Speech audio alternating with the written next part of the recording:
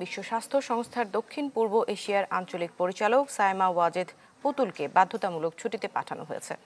এক প্রতিবেদনে এই তথ্য জানিয়েছে হেলথ পলিসি ওয়াচ। WHO-র সাবেক আঞ্চলিক উপদেষ্টা ডক্টর আবু মোহাম্মদ জাকির হোসেন জানিয়েছেন, ছুটি থেকে পুতুলের দায়িত্বে ফেরার সম্ভাবনা ক্ষীণ। শফিকুল ইসলাম সবুজের রিপোর্ট।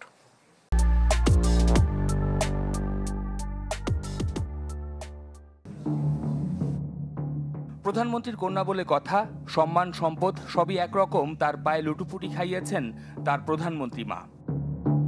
সেই হোক রাষ্ট্রীয় গুরুত্বপূর্ণ সফর বা আন্তর্জাতিক জাতীয় প্রতিষ্ঠানে সম্মানিত পদ। শেখ হাসিনা ভারতে পালিয়ে যাওয়ার পর সাইমা ওয়াজেদের দুর্নীতি ও ক্ষমতা অপব্যবহারের ফিরিস্তি সামনে আসতে থাকে।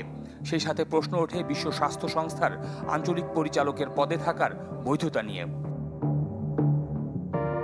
এরই মধ্যে দুদকের মামলায় জানা গেছে, বিশ্ব স্বাস্থ্য সংস্থার আঞ্চলিক পরিচালক হতে তৎকালীন BSMMU থেকে ভুয়া অভিজ্ঞতা সনদ নিয়েছেন তিনি। রাজধানীতে প্লট থাকার পরও বেআইনিভাবে পূর্বাঞ্চলে কূটনৈতিক জোনে 10 কাঠার প্লট নেয়ার ঘটনায় দুদকের মামলার আসামি হন শেখ হাসিনা কন্যা। ক্ষমতার অপব্যবহার করে 20টি ব্যাংককে সূচনা ফাউন্ডেশনের জন্য 33 কোটি টাকা দিতে বাধ্য করে সাইমা ওয়াজেদ পুতুল।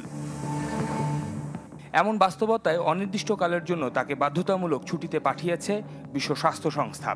এ ছুটির সারমর্ম কি জানতে চাই বিশ্ব স্বাস্থ্য সংস্থার সাবেক আঞ্চলিক উপদেষ্টা ডক্টর আবু মোহাম্মদ জাকির হোসেনের কাছে। তিনি বলছেন, পুতুলের ফের পরিচালক পদে বসার সম্ভাবনা ক্ষীণ।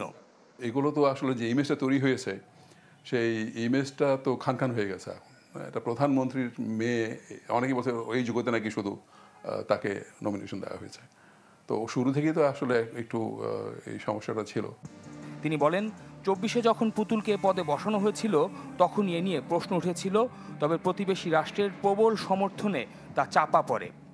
এখানে ভারতের বিরাট একটা ভূমিকা থাকে, অযাচিত হোক যাচিত হোক বা তাদের স্বার্থের আঙ্গিকে হোক, তারা একটা বিরাট প্রভাব বিস্তার করে। যেমন এর আগে যিনি দুবার আঞ্চলিক পরিচালক ছিলেন ভারতীয়, তার নির্বাচনের সময় আমি ওখানে সরাসরি ছিলাম। ওই ভোটের সময় আমি দেখেছি কি ভারত সরকার কি করে, এটা অনেক কিছু করে যেটা ঠিক ন্যায়ত করা উচিত না।